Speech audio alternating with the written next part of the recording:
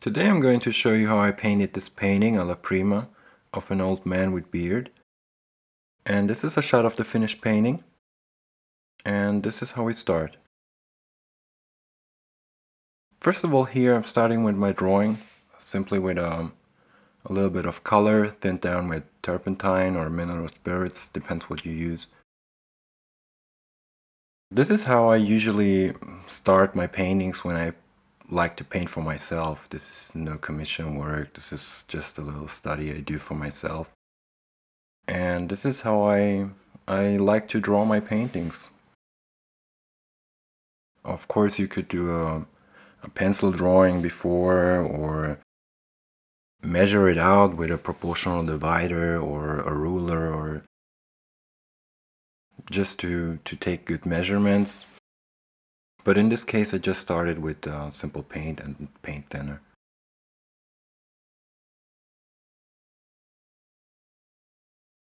Here I'm blocking in simple shapes. I'm starting out pretty geometrical.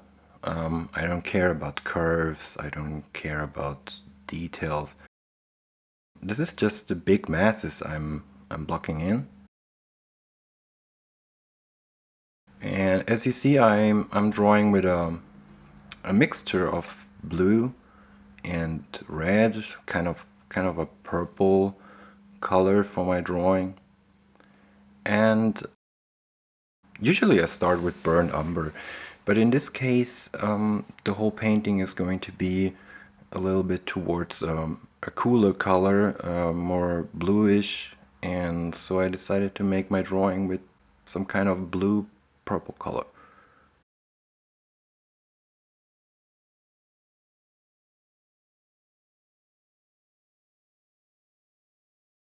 Here I'm just looking for the outside shape, trying to make it correct.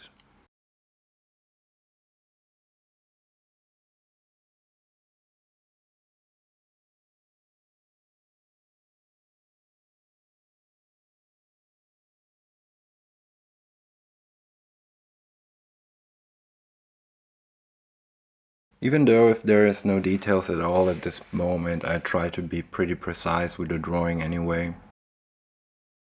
It just helps you in the long run, then you don't have to make that many adjustments later on.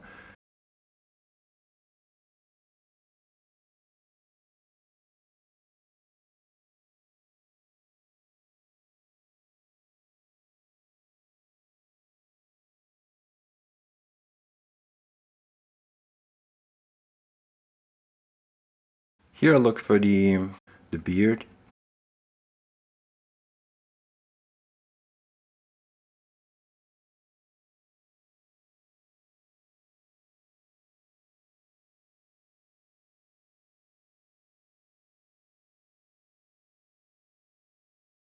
I'm sorry for my hands in the way. I'm still working a little bit on the camera adjustments, and I try to find out which is the best positions for the camera to make this kind of footage. I apologize that sometimes my hand is just in the way. Yeah, I'm working on the outside shape.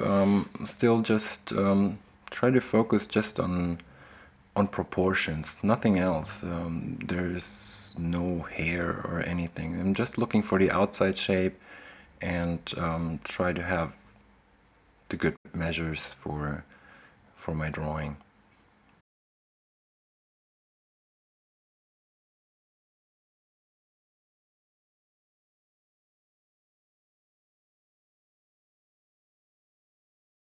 Sometimes if you're not sure, or if you think you have made a mistake, there is no problem.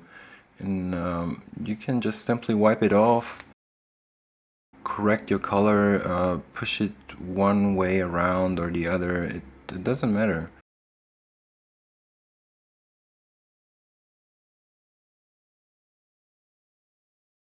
Here I already put some dark spots in it, just to know where my shadows are.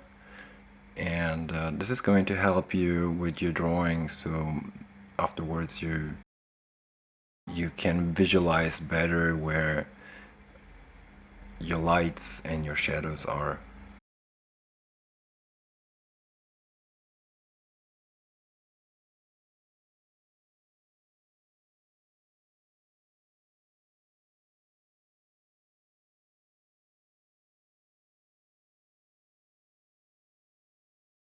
When you're drawing in the eyes, make sure that, of course, you have to look for proportions, but also take a look at the angle of the eyes. This is very important if you try to look for a likeness, especially in portraits. This is very important because if you're one millimeter off or two, you're gonna see it and you're gonna notice it. Just make sure the angle is right, the proportions are right, and you're gonna be fine.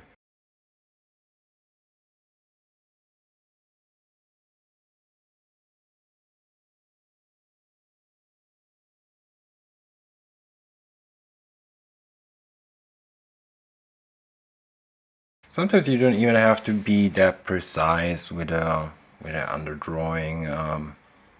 Here I probably was a little bit. I don't know what I'm looking for. I'm drawing in the shoulder. Basically, just look for big masses in the beginning and make sure your proportions are right. Everything else will come later on in the painting. Doesn't matter now.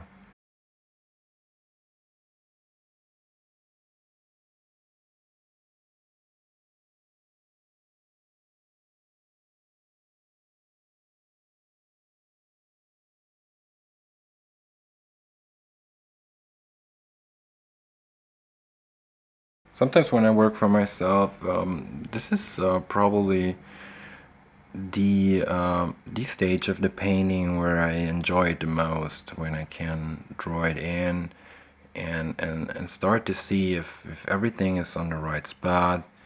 And I always love to start a new painting rather than finish one. Here I'm filling in some more shadows that are going to help me to see if my drawing is correct, to make some adjustments if needed. As you can see in my reference, the left side of the face is in shadow almost completely, and some parts of the beard is too.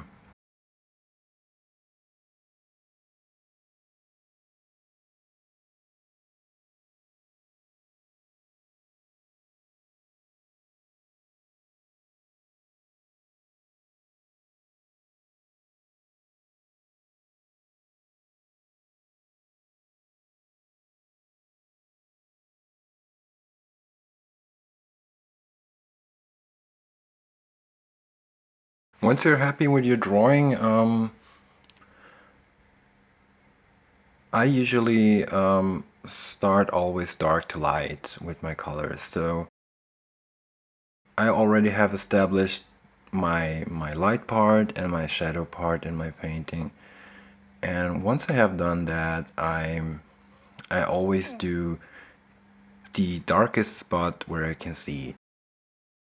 And this is in this case the left part of the face of this man, especially around the eye, the eyelashes, the pupils.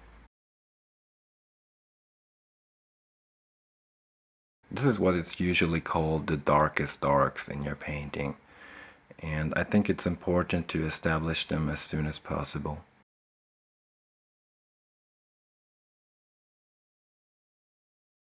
It's easier working from dark to light because usually lighter colors are more opaque, darker colors are more transparent, and this is the easiest way to cover up a canvas, the smartest way in my think. It is going to be more difficult if you work vice versa, because it's simply a little bit more difficult to make something transparent either than opaque again.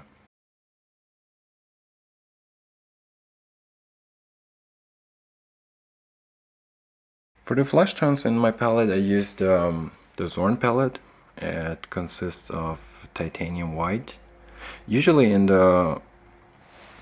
In the Zorn palette, in the traditional Zorn palette, they use lead white. I use that as well, but sometimes it's a little bit more easy to work with titanium white.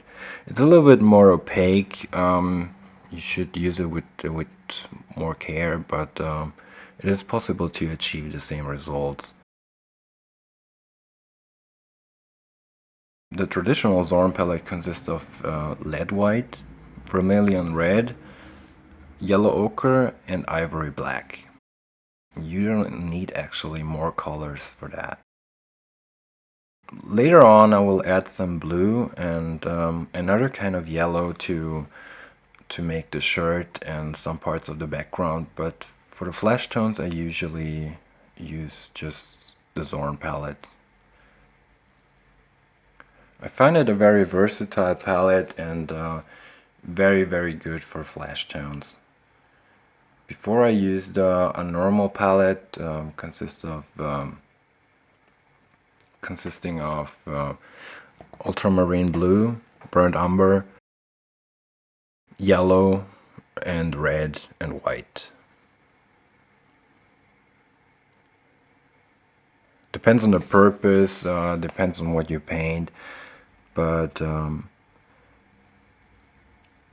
usually I use the Zorn palette for flash tones right now. It's easier to mix up. If you want to cool down a color, you can use black. To warm it up, you use the vermilion red. It's very versatile. Of course, you cannot mix very bright colors. That's why I used some more pigments later on to do the shirt. But basically, if you want to do traditional portraits, just looking at the flesh tones, it's almost the best palette you can use.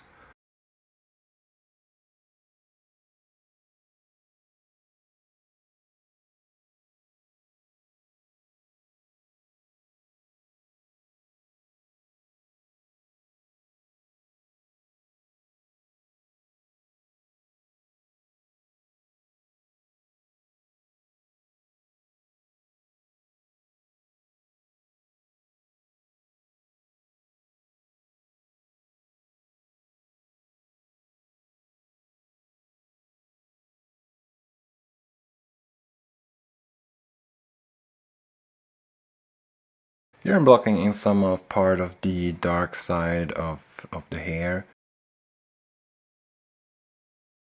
I just mixed some ivory black, a little bit of white, and a little bit of yellow ochre and a little bit of vermilion red. I put everything in it just to make sure my grays are not just like mice gray, you know. Bring a little bit of warmth in it, especially when your light source, which is hitting the face, is more towards a cool color. And this is how nature behaves usually. When you have a warm light source, you're gonna have more kind of a cooler shadows, and vice versa. If you have a cool light, like in this case, your shadows tend to be a little bit warmer. So I put a little bit of red in it and a little bit of yellow as well.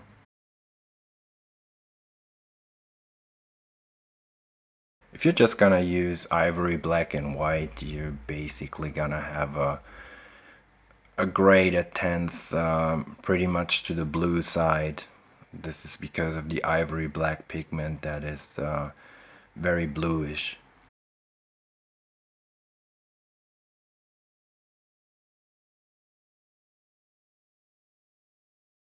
Here I'm blocking in everything that I see. It's a little bit darker than the other parts.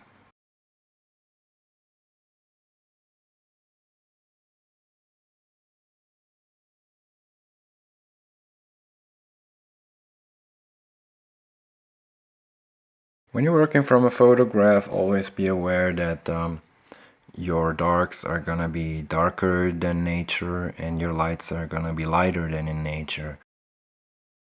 Take that in mind, and always when you work, always also from a photograph, just to make sure that you don't copy your reference to the point, trying to make it look like a photo. It's still a painting, and we want to keep it natural. And this is some kind of problem that's usually appears when you're working with photos. But just keep that in mind.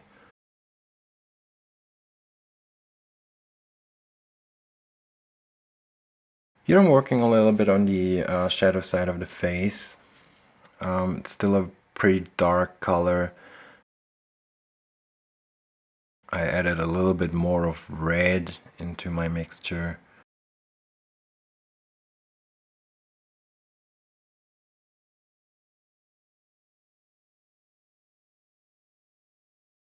This is already one value lighter than the one we applied before.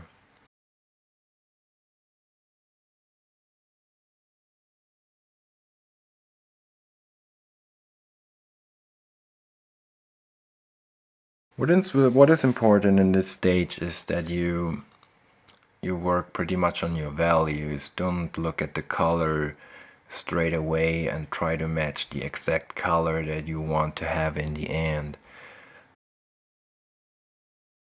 Try to keep your values. They have to be correct to the point that when you're going to apply more color on top of it, they're going to be right, and you can make your adjustment as needed. But if you have a wrong value right away, then it's going to be difficult to, first of all, to achieve a likeness, and also to achieve some kind of realistic results.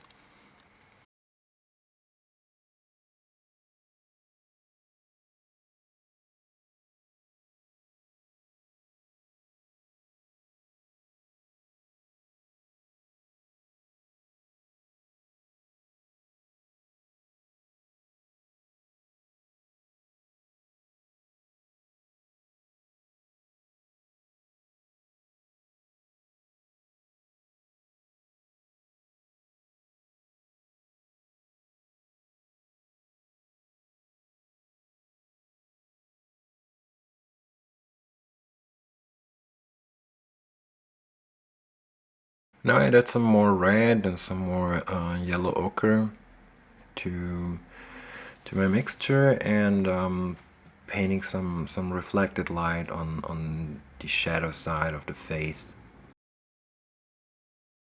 Still pretty far away from any light color. This is all going to be in shadow.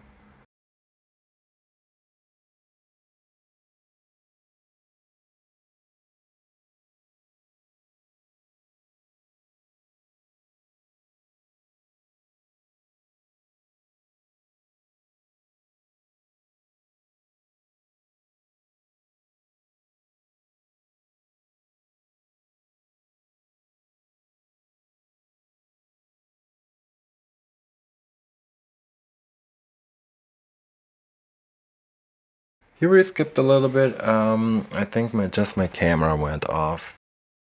Sorry for that. I recognized it a few minutes later. Here we already work on the other side of the face.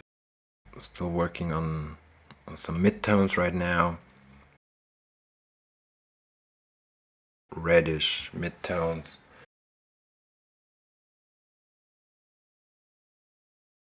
Try to conserve your drawing while you're painting. Otherwise, it can be possible that you're going to lose your drawing.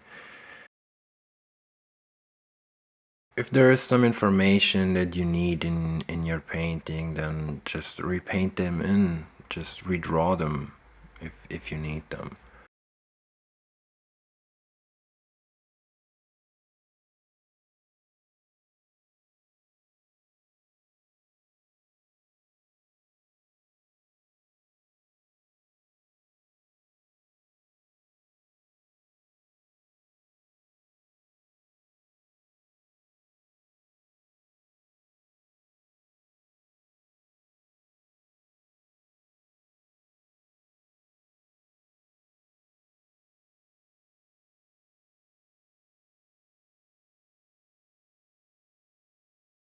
Now we're going to move towards the more lighter color, more lighter values in the face.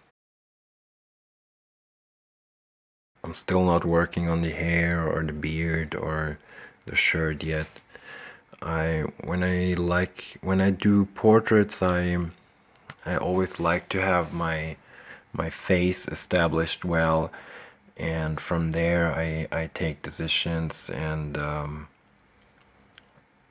if I have to move something, if I have to adjust something, I try to always to start from the face. Some people like to start from the background. They paint the background in first. I do it this way. There is no rules in painting. You can do whatever you want.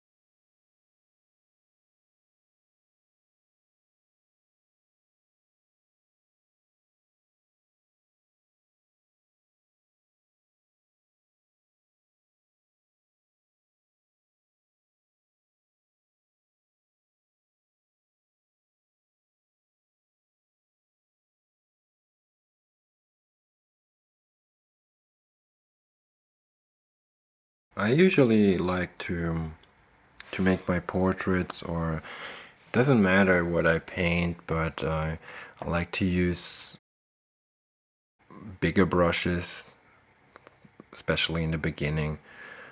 This is not a big brush at all, actually, but try to use the biggest brushes that you can handle.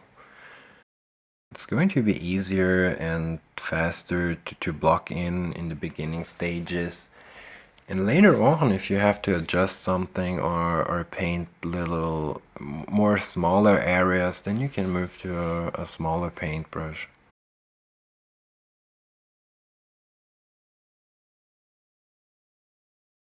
Here I'm applying some lighter values. As you see, I don't just fill it in. I try to keep some kind of texture in my painting, even though I'm not using too much paint yet, because this is still the first painting stage, even though if it's a prima painting, of course, but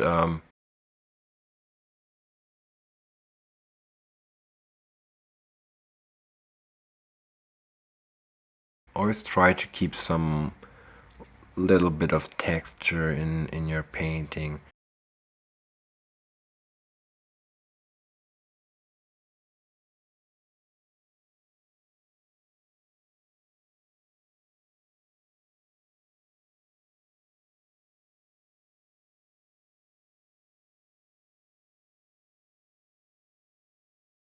What I also like to mention, if you work from dark to light, also try to work from thin to thick. It means when you're painting some darker areas, you should use a little bit thinner paint, and when you go towards the light, to use thicker and thicker paint. This also helps to create some kind of three-dimensional surface that you actually try to represent on your canvas. I didn't mention yet that for my studies I like to paint on paper. This is a gessoed paper.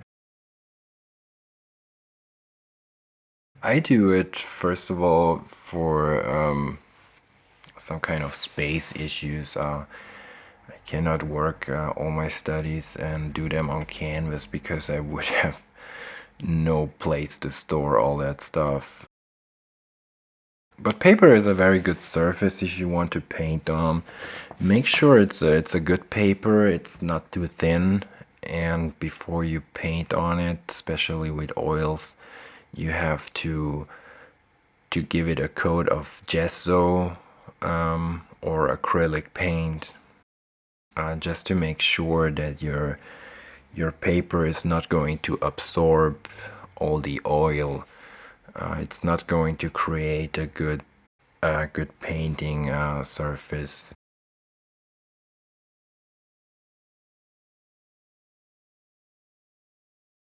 But this way you're actually pretty safe. The paper I'm using is 300 grams per square meter. It's a pretty thick paper. I think some like to use it for watercolor. But it's great to do studies actually.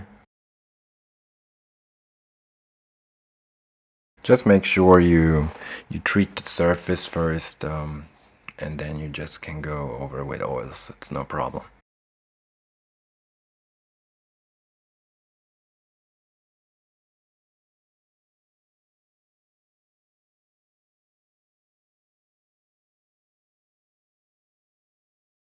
Here I'm using still the same brush than I used before. I don't do that always. Sometimes I work with several brushes. I don't know, even up to 10 brushes. And sometimes it's helpful when I don't like to mix the colors too much, or I don't want to wipe out my paintbrush or even clean it. I like to use more. In this painting I used almost just always the same brush, but as I said, this is just a painting I did for me. It's nothing special, it's just a little study, and I just don't care.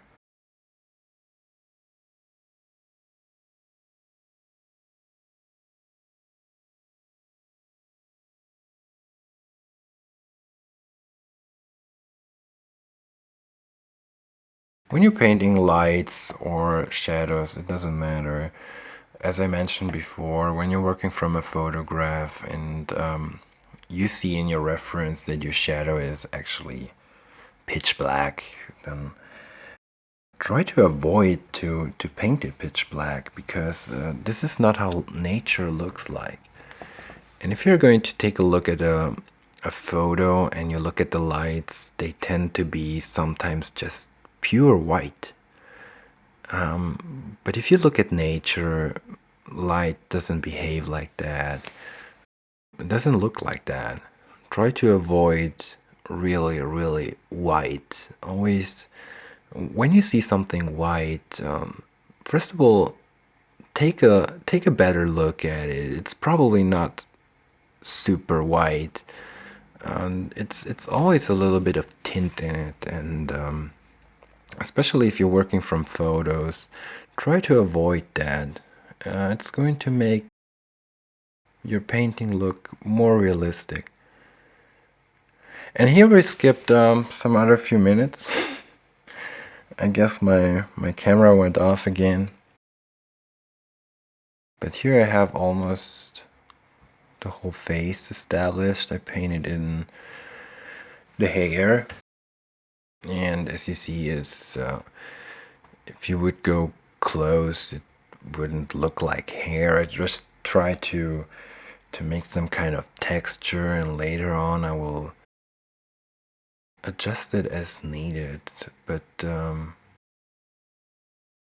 in realism, you don't want to go in and paint like every single hair or stuff like that. This is not going to make your painting always look more realistic. What is going to make your painting more realistic is, first of all, the right drawing, the right proportions, and the values you're using. Not even the colors specifically, but more the values. How dark is something and how light is something. And if your proportions, your drawing, and your values are right, then you don't have to worry that much. you're going to achieve a pretty good likeness and a good painting.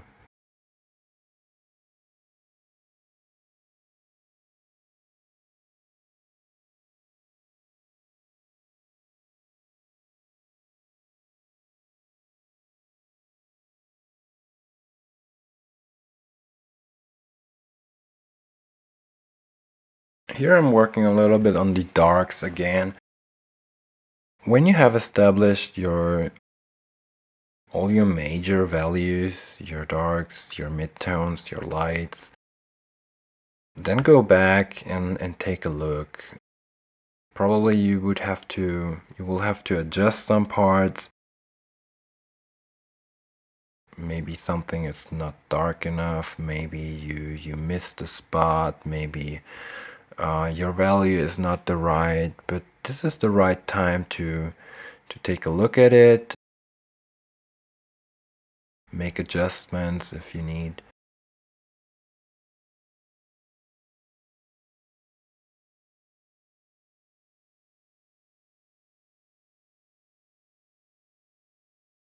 Here start to fill in the eyes. Some people say it's better to do them at last because it's more difficult to if you have made a mistake and you have to move one eye or the other, it's going to be more difficult to move an eye than, for instance, a nose or a mouth. But I don't know if it's true. Just make sure your drawing is good at the beginning, and you're going to have less trouble during your painting making those adjustments. But if you have to, then it's no problem. Just wipe it off, redraw it, repaint it. You can do everything with oil. That's the magic.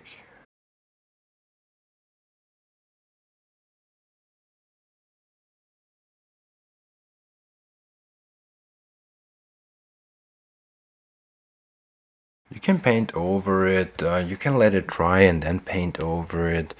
You can scrape it off even when it's already dry. You can do everything you want with it.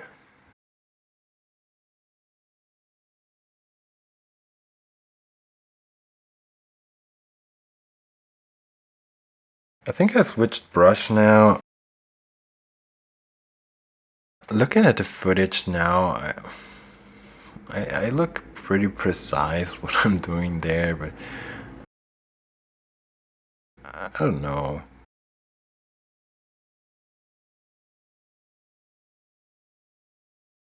Maybe I just wanted to keep the right shape of the eye.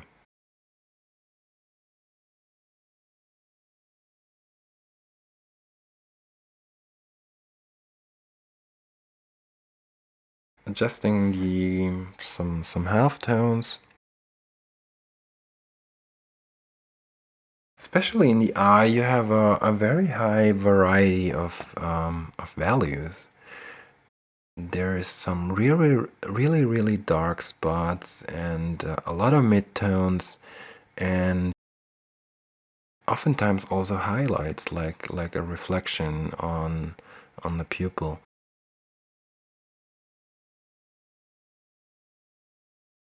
More than in other parts of the face.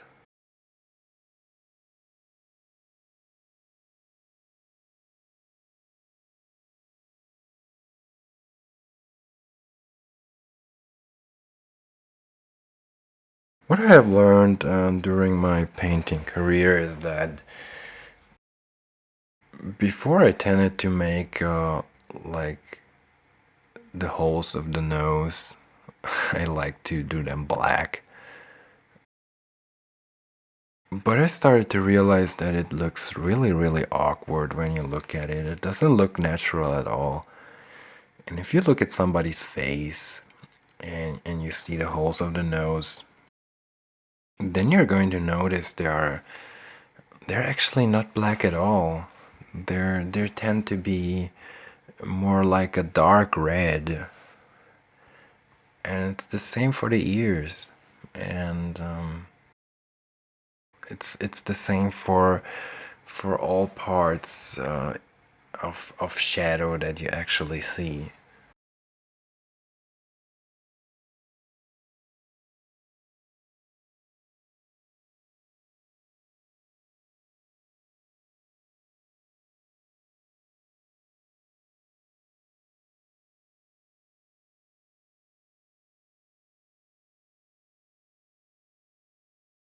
You're working on some darker areas around the nose. I don't know if you can see it in the video, but this is actually just a little bit kind of dark yellow, dark yellow with red.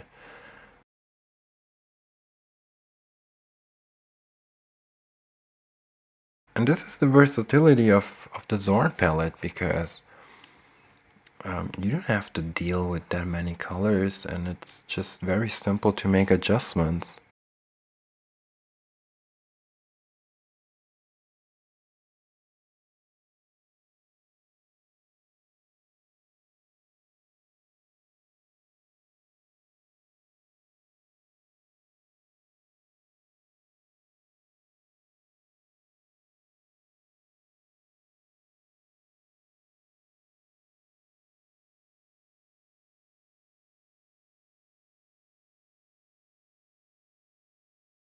I didn't mention yet that I already filled in a little bit of background, and this helps you also to see if all your values are correct. Just put in some background color, and it's going to be easier for you to make judgments and to see if that's what you're doing is the right thing. Like I mentioned, some people like to put in the background first, but I don't think it's that necessary. Just put it in at some point, and you will see it makes a difference, especially to make judgments.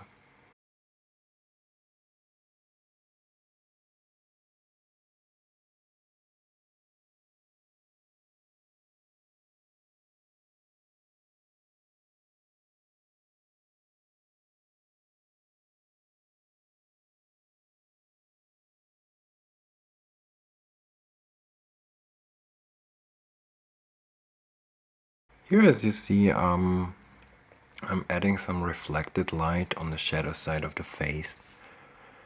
If you're going to look at reflected lights, they're not even close to, not even the midtones. But to put them in the right moment, it makes a huge difference at your end result, because there is always some reflected light on somebody's face. Reflected light depends always on the area surrounding a subject matter.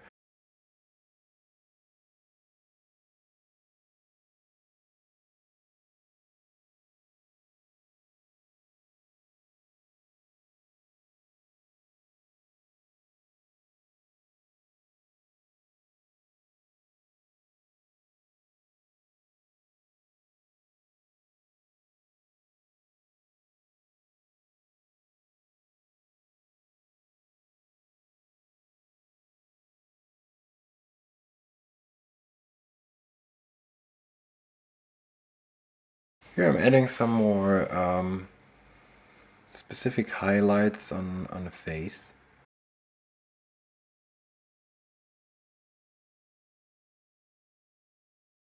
Painting is always going back and forth between lights and shadows, lights and shadows.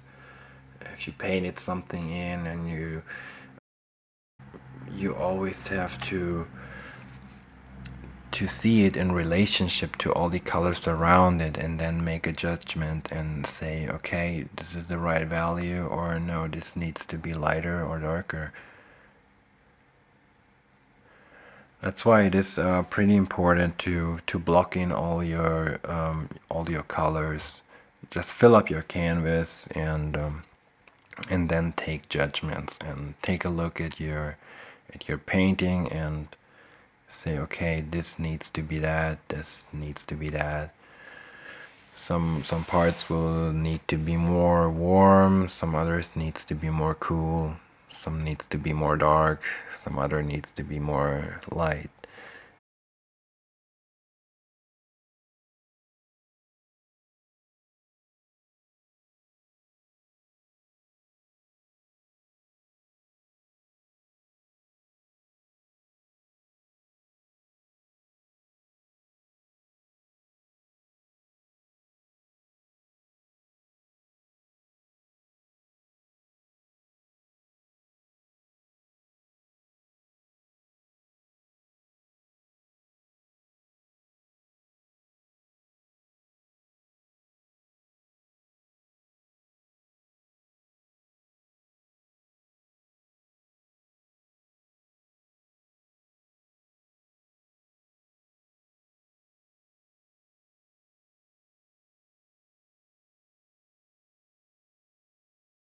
Making some last adjustments at the face before we start to paint in the shirt.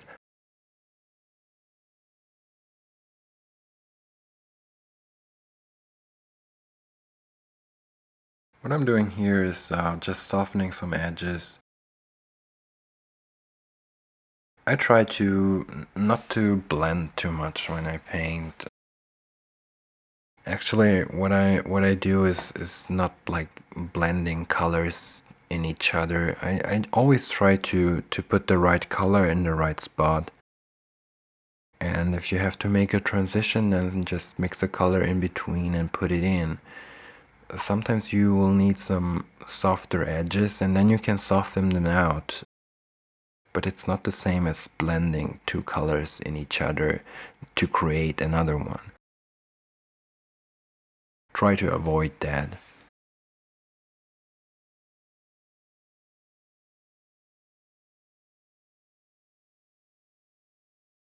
What I noticed in my source is that the beard, especially in my painting, was a little bit too cold, too gray.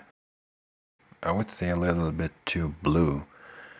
And looking at my source, I recognized that it was a lot more yellow than I actually painted. So I mixed a little bit of yellow ochre and a little bit of red and white and just added on the beard.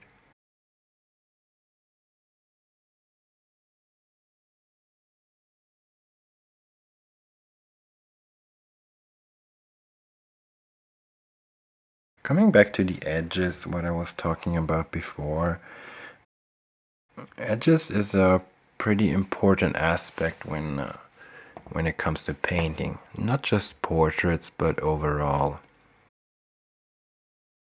There is a lot of different edges. There is soft edges, there is hard edges, there is lost edges, and it's important to keep them as subtle as you can, and to make them soft where it's needed, and to leave them how they are on other parts. It's going to make a huge difference in your paintings.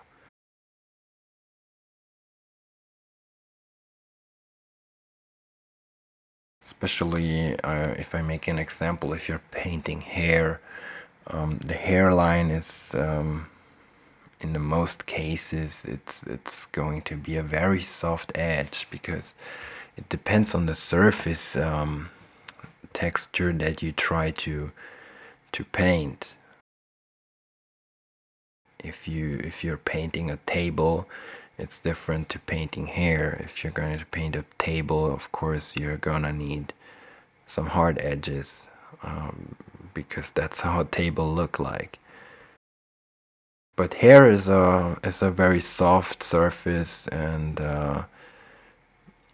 something you want to represent that way.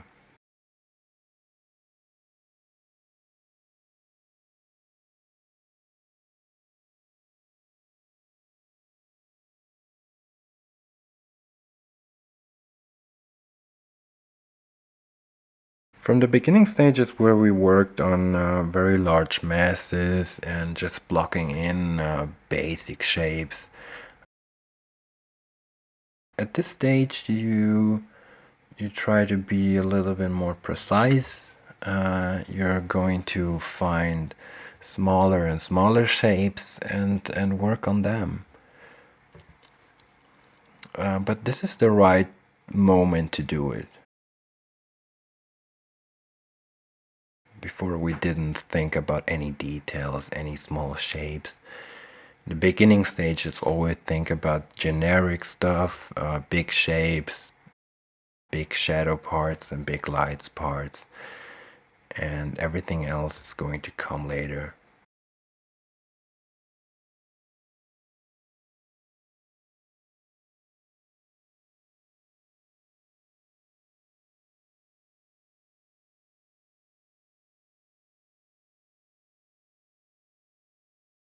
Here I'm still working on the eye. I think I was not very satisfied before. I established some other darks and probably had the same problem on the other eye.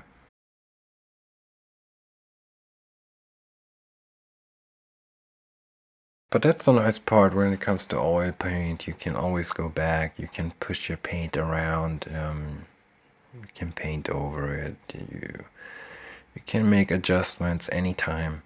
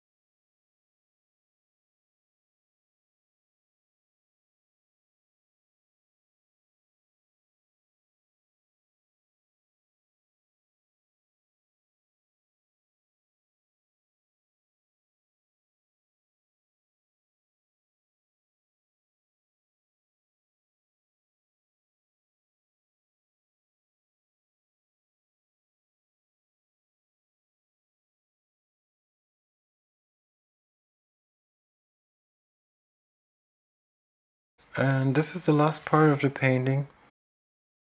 Here I'm working on the shirt. Still doing the same as before. I established some darks, some folds. Yeah. And as you will see, when I paint for myself especially, I don't care that much about some things around my subject, especially in this portrait. I didn't want the shirt to be that precise. It's not really the star of the show here.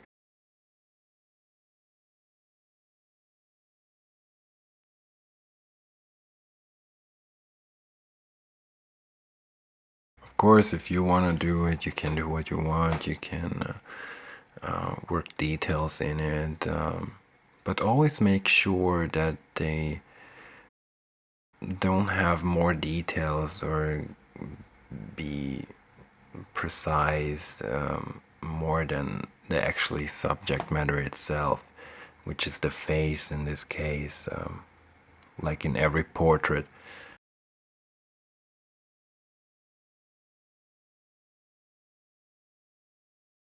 So I usually, when I work for myself, I just put it in.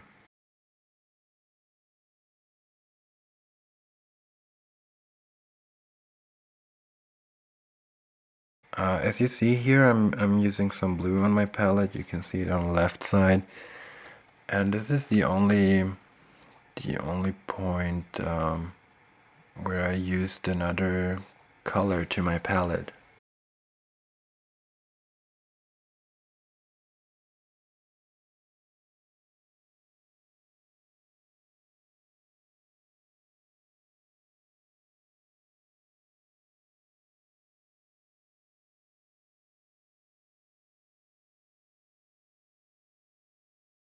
Just to finish the topic of before, what I was saying about edges.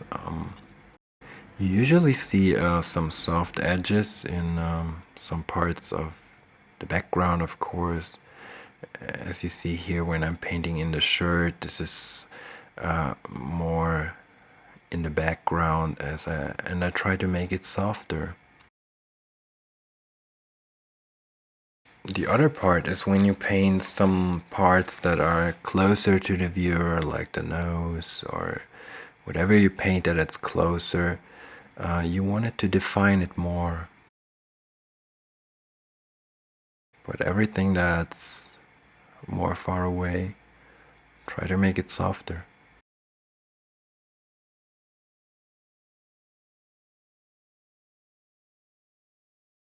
That will help you to create some kind of three-dimensional image.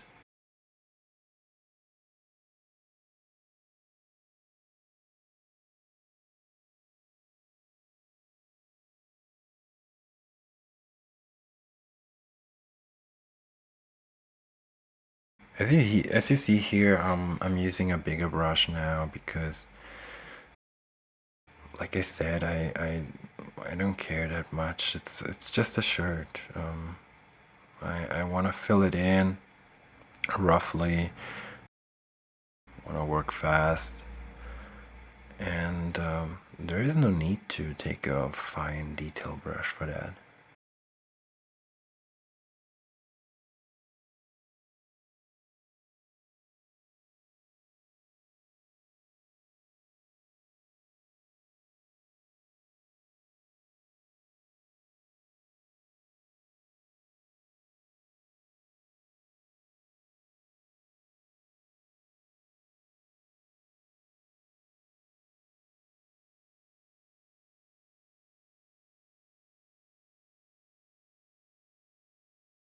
Just put in some highlights.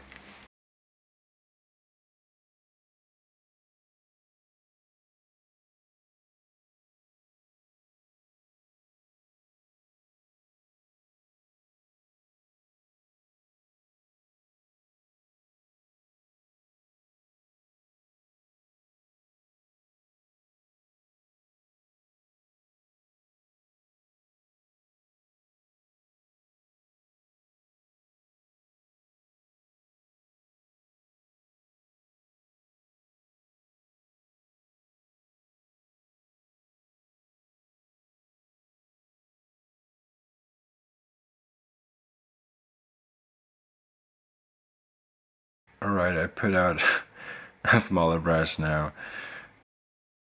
I think I just wasn't that satisfied with my line, especially there on the light side.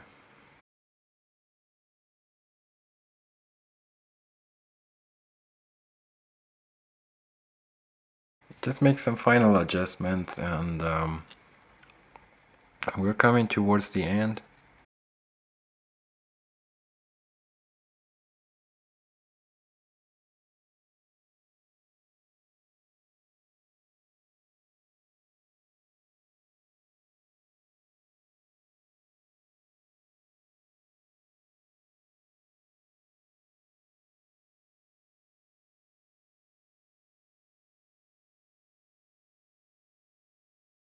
I think it's that color that bothered me a little bit. Wasn't that sure about it.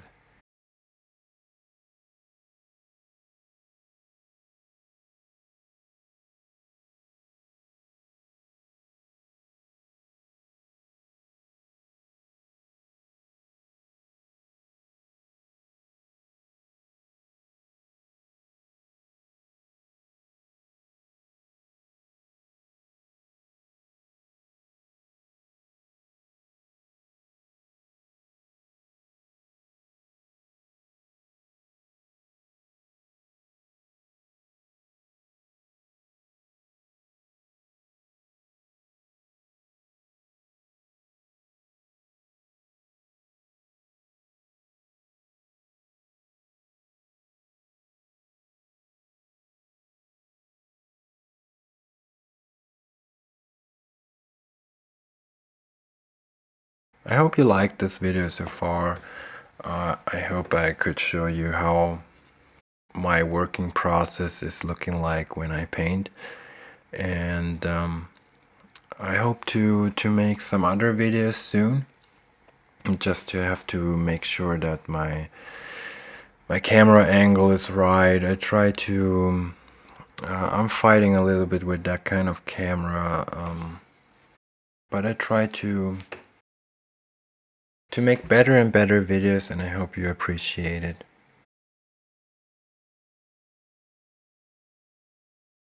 Here I'm adjusting some last few things.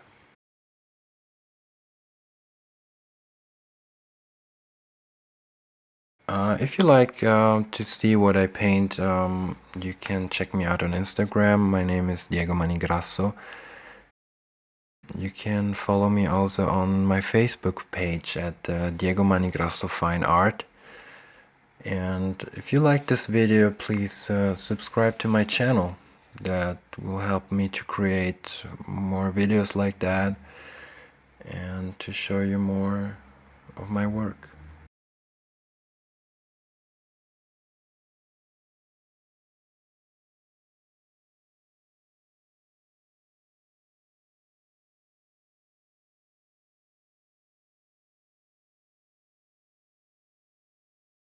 I forgot to mention, if you like to check me out on the web, you can also go to my website. It's www.diegomanigrasso.com.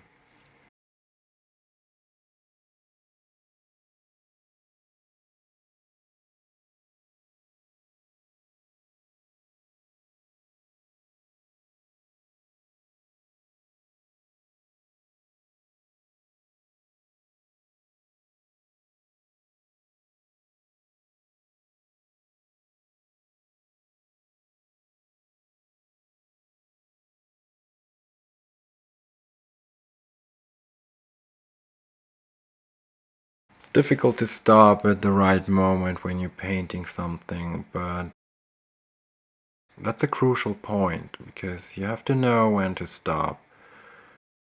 Do not overwork things. And I think this was my last brush strokes. I hope you enjoyed, and here's a shot of the finished painting again. Take care, guys, and see you soon.